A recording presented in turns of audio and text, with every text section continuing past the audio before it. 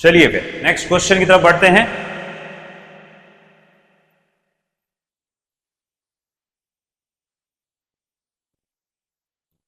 Taking into account significant figures, what is the value of 9.99 minus 0.0099 9.99 meters, question mark. First option says 9.98 meters. Second option says 9.980 meters. Third option says 9.9 meters. And the last option says 9.9.9.9801 meters. बोलो भाई कौन बताएगा इसका answer, क्या option आएगा? देखते फटाफट। सबसे पहला आंसर किसका था?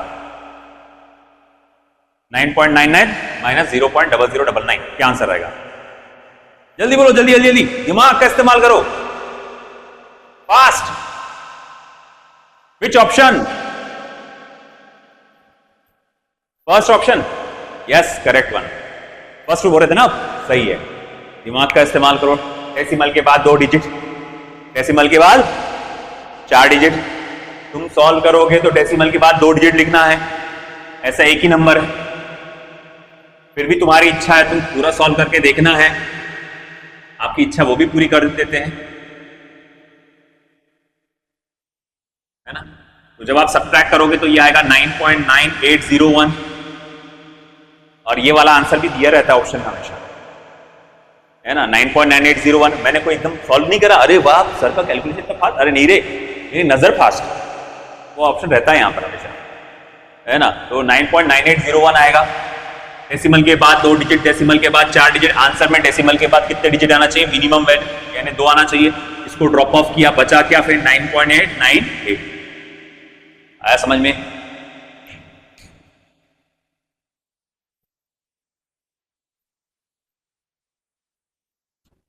ये है नीट 2020 का क्वेश्चन।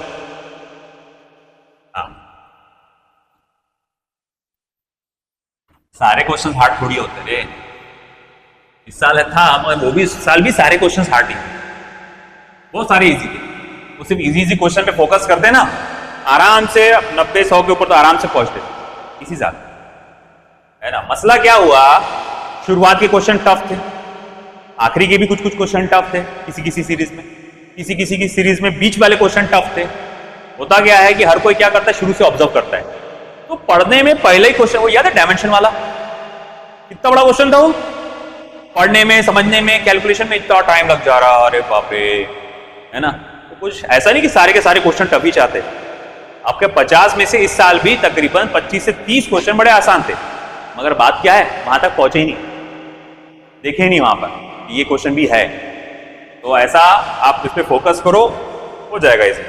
चलो अगला,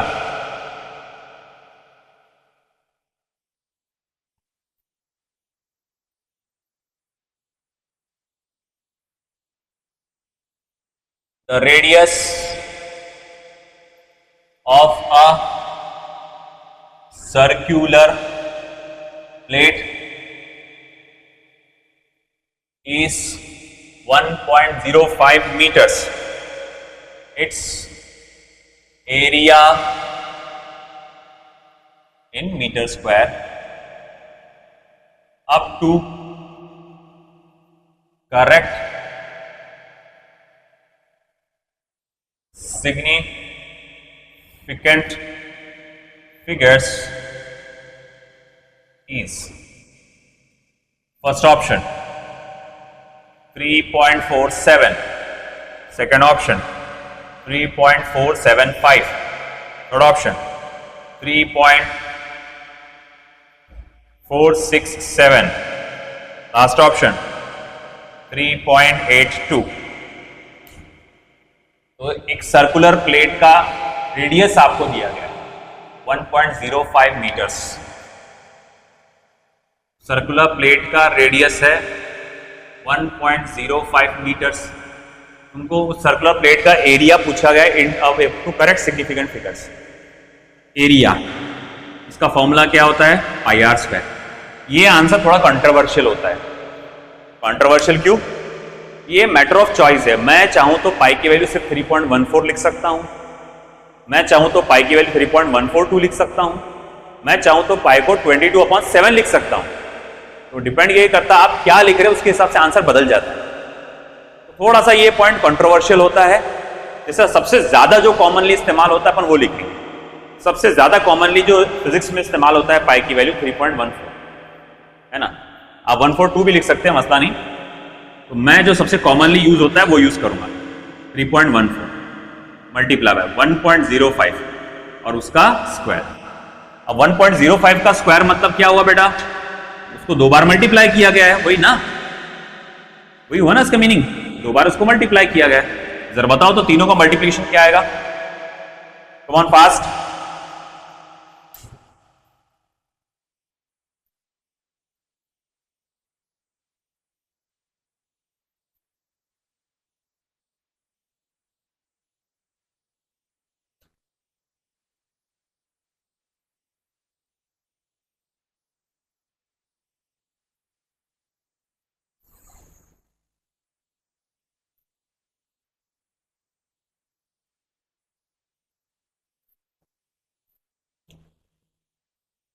आया?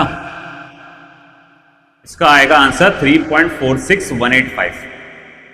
ओके, अब देखो तीनों चीजों में मल्टीप्लाई जो किया गया है उसमें सिग्निफिकेंट फिगर कितने हैं वो कैलकुलेट करो। All non zero numbers are significant, तो 1 2 3। Zero become significant, it lies between two non zero numbers, 1 2 3। तो हर एक नंबर जो मल्टीप्लाई किया गया है उसमें सिग्निफिकेंट फिगर कितने हैं? 3 3 3। आंसर में भी कितने आना चाहिए? 3। तो भैया इसमें 3 बोले तो ये तो मतलब इतने नंबरों को क्या करना पड़ेगा? Drop of.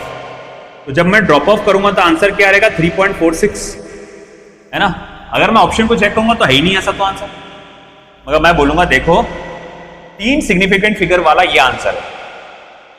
ये भी ना सर, ये भी तो है, बिल्कुल ये भी है, ये 4 है, ये भी 4 सिग्निफिकेंट वाला है, मगर ये 3 सिग्निफिकेंट फिगर वाला है, ये भी 3 सिग्निफिकेंट फिगर वाला है। तुम दोनों वैल्यू को देखकर बताओ कौन सी वैल्यू जो उसके सबसे ज्यादा नजदीक है। ये फर्स्ट ऑप्शन, ऑफ कोर्स मैं ये वाला आंसर बोलूंगा, है कि नहीं। तो इसको बाय लॉजिक सॉल्व करना पड़ता है ऐसे नंबर वैल्यू को, समझा क्या? देख लो बेटा।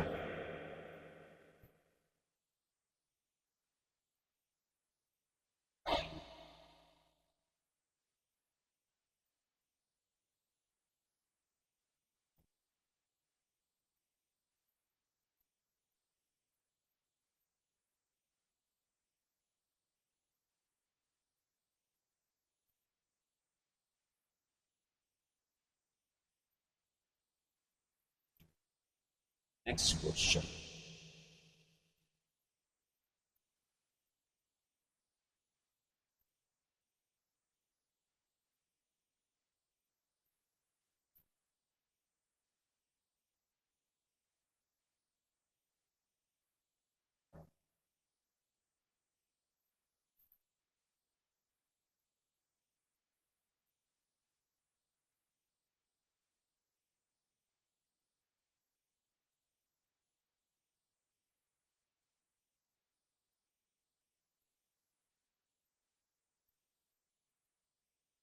on multiplying we get potential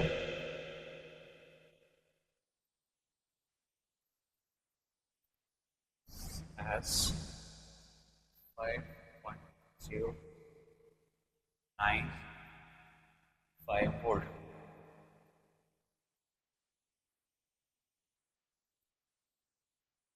of potential difference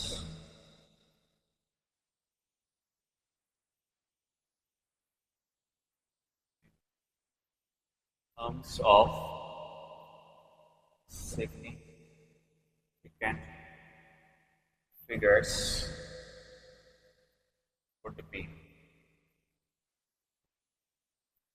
first option 35 volt, second option 5.0 volt, third option 0.029 volt, and last option 35.03 volt. एक बहुत आसान सा क्वेश्चन बेटा आपके साथ, और कुछ ज्यादा मेहनत करना ही नहीं है यहाँ पे। ये आपको रेजिस्टेंस की वैल्यू दी गई है ना। कितने सिग्निफिकेंट फिगर्स है बेटा? 1 2 3 4 5। ये करंट की वैल्यू दी गई है। कितने सिग्निफिकेंट फिगर्स है बेटा? 1 2 3। ये आपको पोटेंशियल डिफरेंस दिया गया है। इसके कितना? 1 2 3 4 5 6 7, 7 सिग्निफिकेंट फिगर्स हैं, है ना। आपको कैलकुलेशन करना ही नहीं इस बार। आपको बोला है कि पोटेंशियल डिफरेंस की वैल्यू हम आपको रेडीमेड सोप पे दे रहे हैं। ये रेडीमेड वैल्यू, पोटेंशियल डिफरेंस की वैल्यू ये है ना। हम जानते हैं V इज इक्वल्स टू क्या होता है बेटा? RI। V is equals to RI, तुमने पढ़े होंगे ना 9th या 10th स्टैंडर्ड में। V इक्वल्स टू RI, यानी V कब आता है बेटा? R और I को मल्टीप्लाई करने के बाद, ऐड करने के बाद आता है क्या? सब्ट्रैक्ट करने के बाद आता है क्या? नहीं, मल्टीप्लाई करने के बाद आता है। तो यहां पर मल्टीप्लिकेशन वाले रूल लगेंगे। मल्टीप्लिकेशन वाला रूल क्या कहता है? तुम जो दो नंबरों को अगर ऐड कर रहे, सॉरी मल्टीप्लाई कर रहे हैं, तो उसमें देखो सबसे कम सिग्निफिकेंट फिगर किस नंबर का है, और आंसर में भी उतना ही सिग्निफिकेंट फिगर है। तो भैया इन दोनों को मल्टीप्लाई किया गया, रेजिस्टेंस को और करंट को मल्टीप्लाई किया गया। इसके कितने सिग्निफिकेंट फिगर थे? 5। इसके कितने सिग्निफिकेंट फिगर है? 3। मैं यहां लिख देता हूं, लगे रेजिस्टेंस इज आपको 10.845 ohm, current is equals to 3.23 ampere, potential difference 35.02935 volt. तो देखो यहां पर 5 है, यहां 3 है, और यहां तो कितने 7 है। तो हमें आंसर में भी कितने आना चाहिए? सिर्फ 3 सिग्निफिकेंट फिगर्स आना चाहिए। आंसर है, ये आंसर है। इन दोनों को मल्टीप्लाई करने के बाद ये आंसर होता है। तो इस आंसर में 3 सिग्निफिकेंट फिगर आना चाहिए। मतलब क्या आना चाहिए आपका? 35.0 आना चाहिए। इसे मतलब अपना पूरा ड्रॉप करना पड़ेगा, है ना। शुरू से देखते हैं ना हम लोग 35.0। अगर ये 2 से बड़ा होता, 5 से बड़ा होता, मैं 35.1 का डालता, अगर है नहीं ना, ये 2 ही है। बात समझ रहे आप? 35.0। कोई क्वेश्चन तुमको नहीं समझ में आ रहा है तो पूछो बेटा, बिल्कुल पूछो। बस इतना है कि मैं नंबर ऑफ क्वेश्चंस बहुत ज्यादा लेता हूं और लेने वाला हूं, अब ज्यादा और ज्यादा लेने वाला हूं। कीपिंग इन माइंड जो अब आपका एग्जाम है आगे आने वाला। ओके बेटा, तो ये समझ में आया क्या बेटा? R और I को मल्टीप्लाई करने पे V आया, इसमें 5 सिग्निफिकेंट फिगर, इसमें I में 3। हमें को कुल मिला के आंसर में भी कितने चाहिए? 3। ठीक है, तो इसीलिए मैंने इसको ड्रॉप ऑफ कर दिया।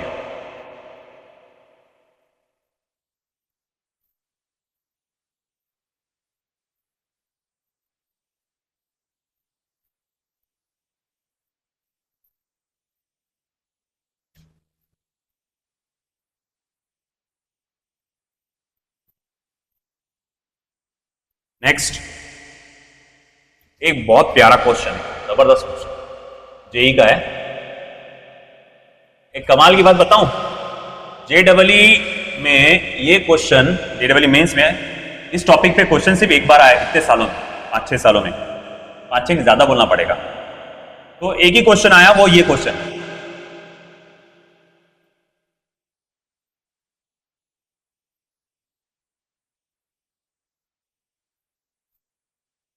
The area of 7 such squares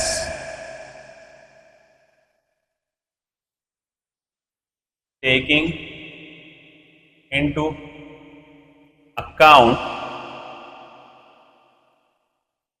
significant figures is first option 37.030 centimeter square, 37.0 centimeter square, 37.03 centimeter square, 37 centimeter। चलो बताओ, देखते हैं कौन सा सही जवाब देगा।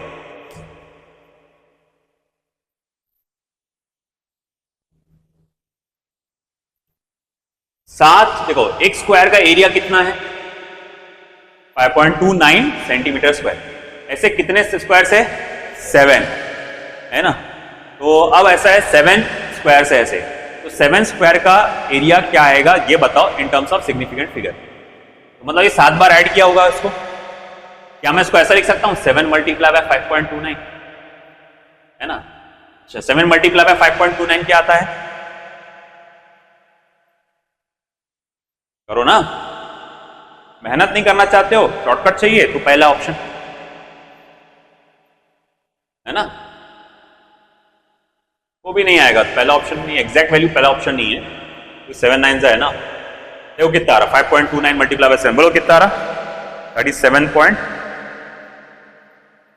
मेहनत करना पड़ेगा इसमें, बताओ।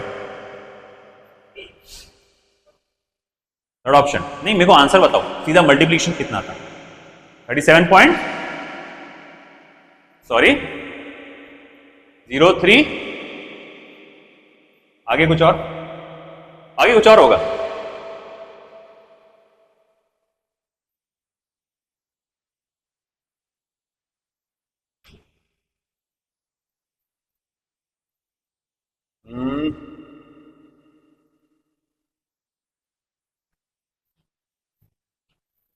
कितना हो रहा?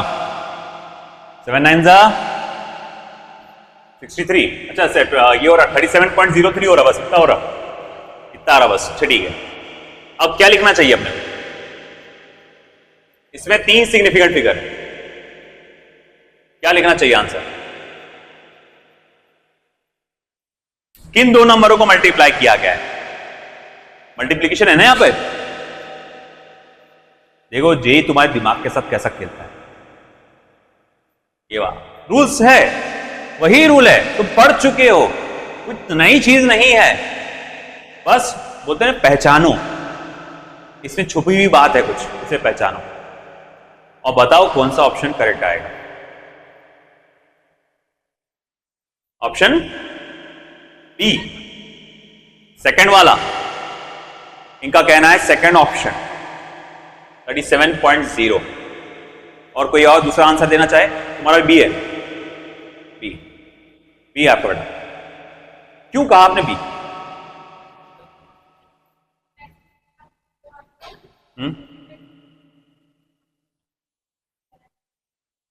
डेसिमल के बाद वाला बिल्कुल सही, तो ये तो एक सिग्निफिकेंट फिगर हुआ ना, सबसे एक होना चाहिए था।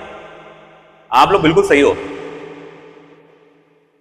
बहुत सही हो, थोड़ा सा उसको एकदम बोलते ना 101%, उससे थोड़ा सा दूर है बस। अच्छा इसमें कितने सिग्निफिकेंट फिगर है? इसमें कितने हैं? यहां गलती कर, अगर ये 1 होता ना तो मैं फिर सिर्फ ये लिखता 37.0 थोड़ी लिखता फिर मैं। इसके कितने सिग्निफिकेंट फिगर? 1 तो है ही नहीं। हाँ किसने बोला इनफाइनाइट? क्या बोला था मैंने? Definite values, fixed values, 1 2 3 4 5 6 7। अगर कोई बोला मेरे हाथ में 2 पेन है, यहां पर 4 लोग हैं, ऐसा है बैठा हुआ, 7 स्क्वायर है ना, तो इसका इनफाइनाइट है। इसके सिग्निफिकेंट फिगर्स कितने हैं? इनफाइनाइट, कल बताया था ना मैंने, ऐसे इसमें इनफाइनाइट सिग्निफिकेंट फिगर्स होते हैं, तो इसमें इनफाइनाइट सिग्निफिकेंट फिगर्स है, इसमें 3 है। वो देखने में एक लग रहा, मगर इन रियलिटी इनफाइनाइट है।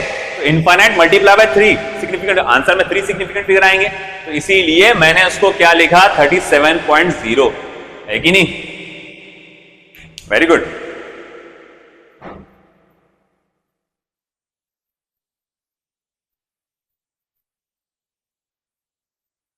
दो 2020 का शायद, ये 2019 का, आई थिंक जेडवली 2019 का एक क्वेश्चन है।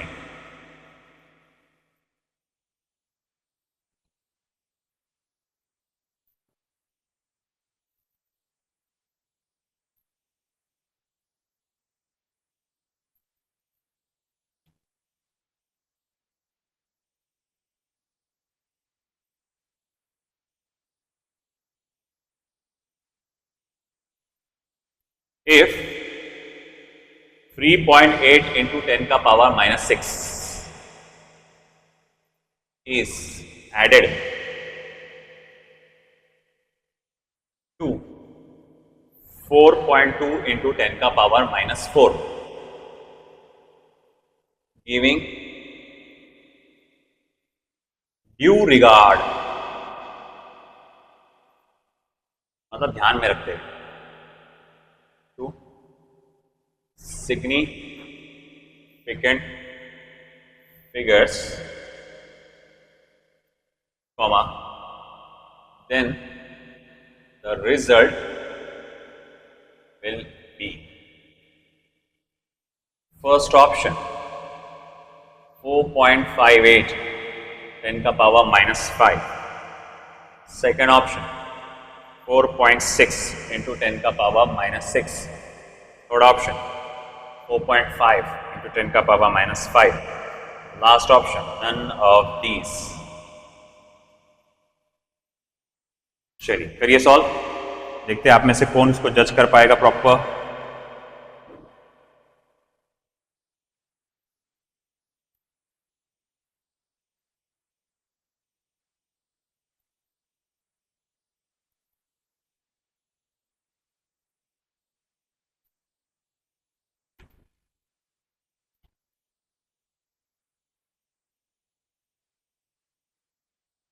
ऐड किया आपने?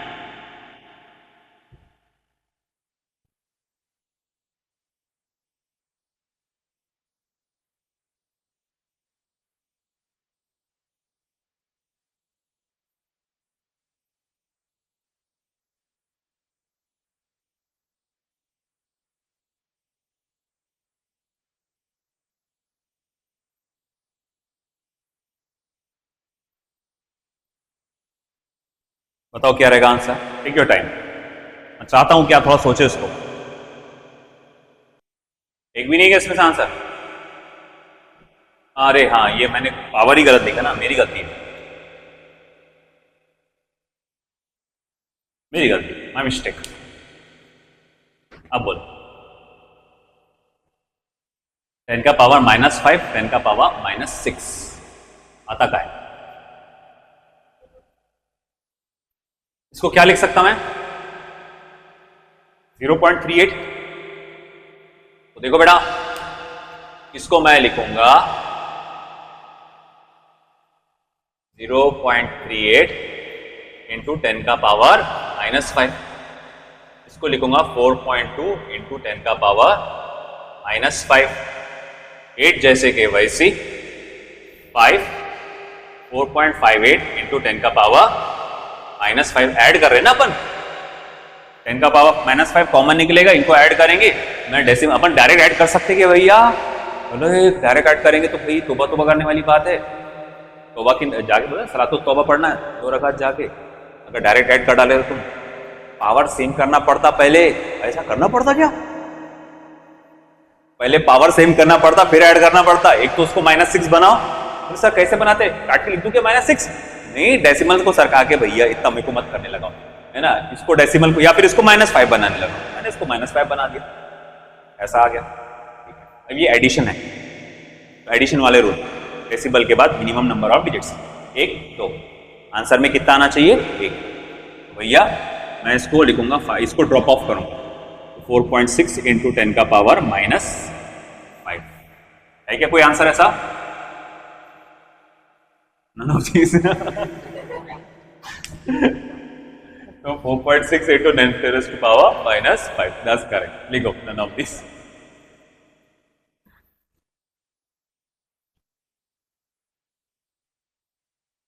अच्छा, आगे लिखो।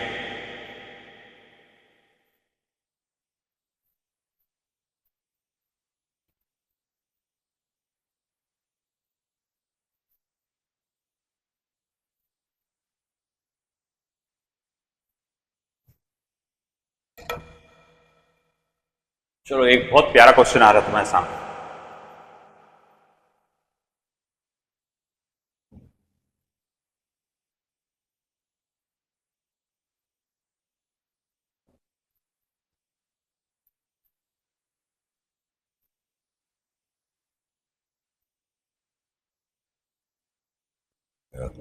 देखो इधर, mass of a ball is measured 2.0 kilogram in SI system. Full stop. then mass of the ball with correct significant figures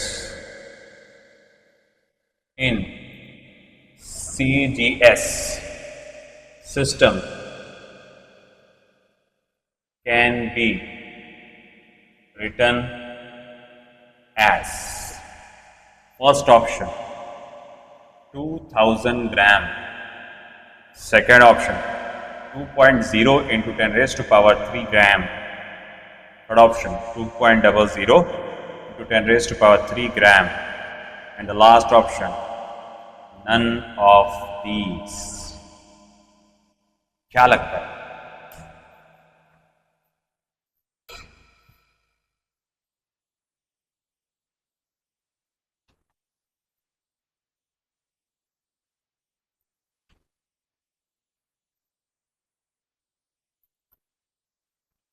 सब देखने में तो सारी करेक्ट लग रहे हैं उन्हें। हाँ तो है तो करेक्ट सारों भी, मगर सिग्निफिकेंट फिगर को ध्यान में रखते हुए क्या लिख सकते हैं अपन? तुमने क्या करें यहां मल्टीप्लाई किए क्या?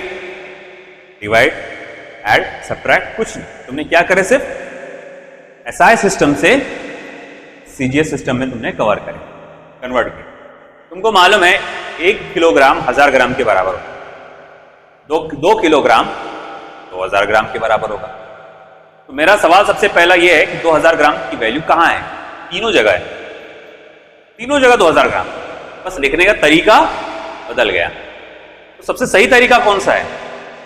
देखो, आप जब किसी वैल्यू को किसी एक सिस्टम से, बहुत बड़ी बात बोल रहा हूं, ध्यान देना, असर्शन एंड रीजन में भी आ सकता है। असर्शन एंड रीजन मालूम है ना?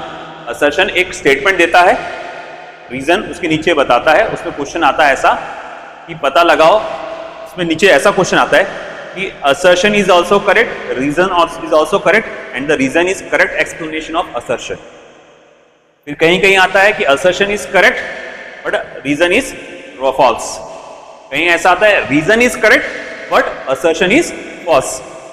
चौथा स्टेटमेंट ऐसा आता है assertion is also correct, reason is also correct but reason is not a correct explanation of assertion.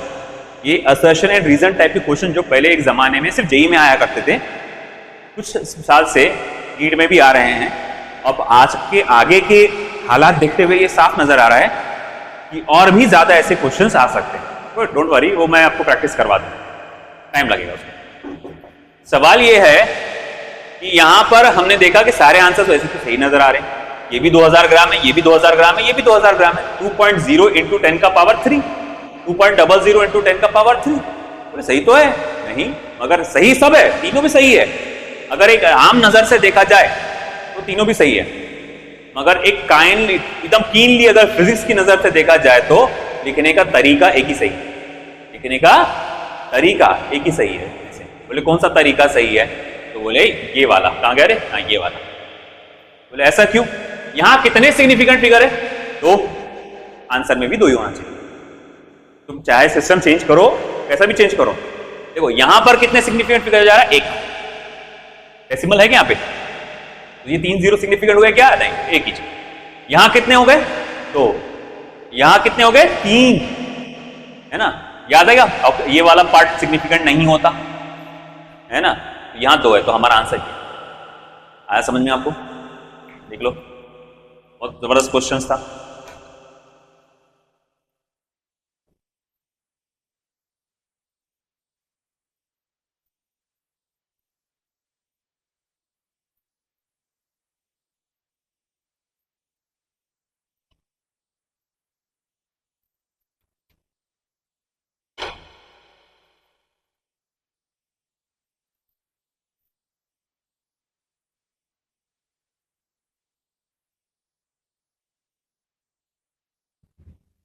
अगला पार्ट जैसे ऑर्डर ऑफ मैग्नीट्यूड है ना, वो हुआ नहीं ना ऑर्डर ऑफ मैग्नीट्यूड। ठीक है, 2 मिनट सब लोग ध्यान दो, बाद में लिखते बैठो। 1.5.2 ऑर्डर ऑफ मैग्नीट्यूड। हम लोग क्या करते हैं कभी कभार, हम एग्जैक्ट वैल्यूज पे फोकस करते ही नहीं। हम सिर्फ बड़े मैग्नीट्यूड की या साइज की बात करते हैं।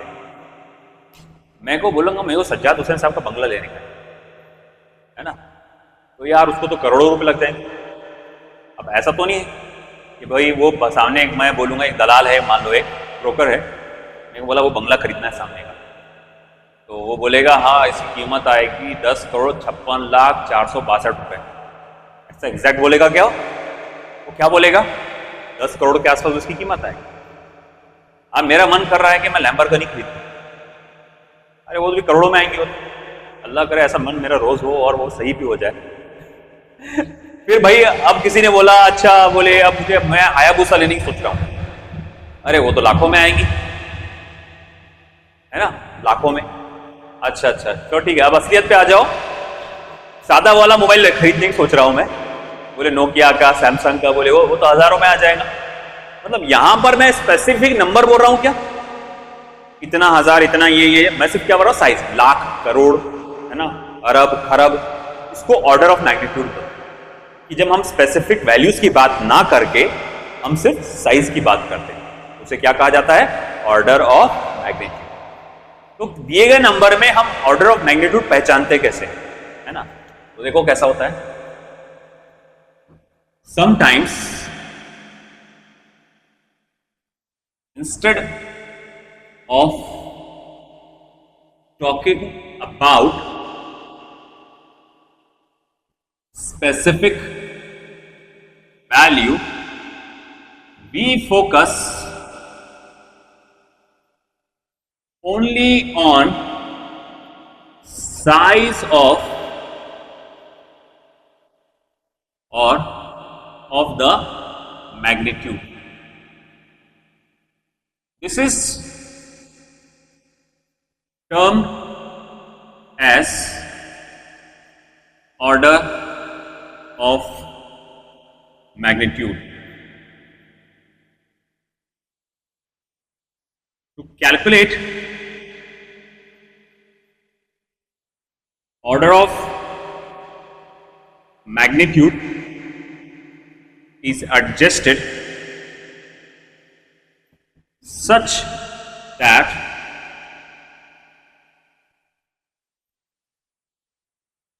magnitude of A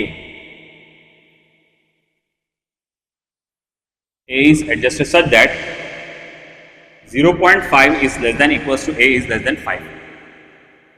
मतलब तुम्हारा जो नंबर है वो 0.5 से बड़ा आना चाहिए और 5 से छोटा आना चाहिए। जैसे एग्जांपल के तौर पे if x is equals to 321.5, ये मेरे पास ऐसा ही नंबर दिया हुआ है, क्या ये नंबर 0.5 से बड़ा है? जी हाँ 0.5 से तो बड़ा है। तो क्या ये 5 से छोटा है क्या? अरे भैया ये 5 से छोटा है क्या? 321.5। अरे हाँ या ना तो बोलो। अरे रे रे रे बोले नहीं रे, बोलो ना जोर से कि ये नंबर 5 से छोटा है क्या? अरे बहुत बड़ा है ना वो 321.5 तो नहीं। तो मुझे क्या करना है, डेसिमल को ऐसा एडजस्ट करना है कि वो 0.5 से बड़ा हो और 5 से छोटा हो। तो मैं डेसिमल को यहां से उठा के यहां रखूंगा, तो ठीक है यहां से उठा के रख दिया मैंने, हो गया। अरे नहीं हुआ रे, उसको 10 का पावर देना पड़ेगा, 10 का पावर 2। आई बात समझ में? तो मैंने डेसिमल को यहां से उठा के रख दिया। अब क्या बोले सर +2 की -2? अगर राइट साइड से उठा के रखोगे तो +2 और अगर लेफ्ट साइड से उठा के रखोगे तो -2। याद रखना, राइट साइड से उठा के रखे तो +2, लेफ्ट से उठा के रखे तो -2। मैंने राइट से उठा के रखा ना, राइट से निकाला ना, तो इसीलिए +2। अच्छा ठीक है, अब आंसर क्या हो गया 3.215। क्या ये 5 से छोटा है? हाँ जी छोटा है। 0.5 से बड़ा है? हाँ जी बड़ा है। तो अब ऑर्डर ऑफ मैग्नीट्यूड मेरा क्या होगा? तो अब मेरा ऑर्डर ऑफ मैग्नीट्यूड होगा 10⁻²। ये 10 के पावर 2 को मैं क्या बोलूंगा, ये मेरा क्या हो गया, ऑर्डर ऑफ मैग्नीट्यूड। एक और नंबर देखो, अब इसके लिए तुमको सिर्फ डेसिमल सरकाना आना चाहिए। If x is equals to 752.1। अब देखो तुम सोच रहे होंगे सर इस बार जैसे आपने 3.2 बनाए, इस बार हम 7.5 बना देंगे, काम हो जाएगा क्या? अगर मैं 7.521 लिख दूं, ऐसा मान लो 7.521 10 का पावर प्लस 2, क्या ये सही होगा क्या? नहीं, ये 5 से बड़ा रहेगा अभी भी। तो बोले सर क्या करूं फिर? 0.7521 बनाओ और 10 का पावर फिर क्या देना पड़ेगा? 3। क्योंकि मैंने क्या करा, यहां से उठा के इधर रखा ना, मैंने राइट से उठा के रखा तो इसीलिए पॉजिटिव। तो 0.7521 इंटू 10 का पावर 3। अब ये 0.5 से बड़ा है, 0.5 से बड़ा है, 5 से छोटा है। तो अब ये 10 का पावर 3 जो है ये मेरा ऑर्डर ऑफ मैग्नीट्यूड होगा। कितना होगा बेटा? O ऑफ m मतलब ऑर्डर ऑफ मैग्नीट्यूड। कितना हो गया बेटा? 10 का पावर 3। चलो एक और देखते हैं, देखते आप में से कौन सही बताएगा इसका। If x is equal to 0.0251, बोलो क्या आएगा इसका ऑर्डर ऑफ मैग्नीट्यूड? नंबर को क्या बनाऊं मैं?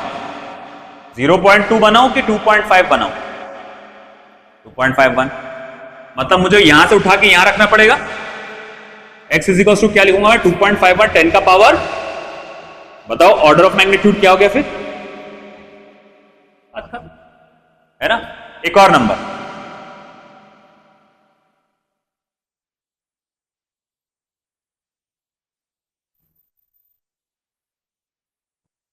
अब बोलो क्या करूं? 0.5625 या 5.625? बोलो। डेसिमल को यहां रखो कि यहां रखो? यस बेटा, ये सही रहेगा। तो x इज इक्वल टू लिखो 0.5625 10 का पावर -3। सही है ना। अब मैं बोलूंगा ठीक है, अब बताओ ऑर्डर ऑफ मैग्नीट्यूड क्या रहेगा फिर? आया समझ? तो नंबर को, डेसिमल को एडजस्ट ऐसा करना है कि वो 0.5 और 5 के बीच में आ जाए, और 10 का पावर जेम तेम जो भी आएगा वो क्या रहेगा? Order of magnitude. आई बात समझ में आपको बेटा? ऐसे सवाल बहुत सारे आते हैं आगे जाके, उसमें आपको पूरी वैल्यू नहीं पूछता, वो आपको सिर्फ ऑर्डर ऑफ मैग्नीट्यूड पूछ लेता है। इलेक्ट्रोस्टैटिक में आया है, ग्रेविटेशन में आया है, बताओ इसका ऑर्डर ऑफ मैग्नीट्यूड क्या होगा? तो ये हमें जानना जरूरी होता है। आई बात समझ में? तो हमारा significant figure and order of magnitude जो 3 दिन से चल रहा था टॉपिक, वो आज फाइनली खत्म हो गया। कल से हम लोग जो देखने वाले हैं वो रहेगा यूनिट्स एंड मेजरमेंट का मैथमेटिकल इवैल्यूएशन ऑफ एरर्स वाला टॉपिक। आई बात समझे? बाकी का